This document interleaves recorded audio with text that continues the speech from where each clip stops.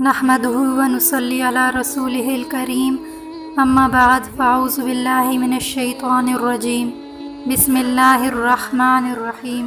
मुहतरम सामीन कराम, अस्सलामु अलैकुम व रहमतुल्लाहि व बरकातुहू। आज हम बात करेंगे ख्वाब में आटा छानने की ताबीर के हवाले से। इसकी मुख्तलिफ़ सूरतें हैं और मुख्तलिफ़ सूरतों की मुख्तलिफ़ ताबीरें हैं। मसलन ख्वाब के अंदर आटा छानना, किसी मर्द को आटा छानते देखना या किसी औरत को आटा छानते देखना, ख्वाब में आटा छानने वाले ने बहुत आटा लिया या किसी को दिया, वगैरह वगैरह। वीडियो को आखिर तक लाजमी देखें।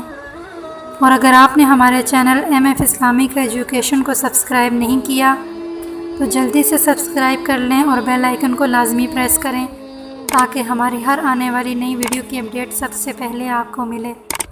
तो चलिए शुरू करते हैं अपने आज के मौजू को। हज़रत किरमानी रहमतुल्लाह अलैह ने फरमाया है, ख्वाब में आटा छानने वाला ऐसा मर्द है जो अपने दोस्तों और उन लोगों में रहना पसंद करता है जो उसे खुश रखते हैं। हज़रत इब्न सीरीन रहमतुल्लाह अलैह ने फरमाया है, अगर ख्वाब में किसी औरत को आटा छानते देखा तो इस बात की तरफ इशारा है कि वह औरत फजूल है, यानी वो फजूल और लगवियात में मशगूल है। और अगर आटा छानने वाले ने बहुत आटा लिया या उसको किसी ने दिया, दलील है कि उस शख्स की औरत के साथ या किसी खादिम के साथ दोस्ती होगी और वो दुनिया में मशहूर होगा। बाज़ अहले ताबीर बयान करते हैं कि ख्वाब में आटा छानने वाला नेक आदमी है जो इसका दोस्त होगा या इसकी खिदमत में मुकीम होगा। हज़रत जाफ़र सादिक रहमतुल्लाह अलैह ने फरमाया है कि आटा छानने वाला 4 किस्म पर है।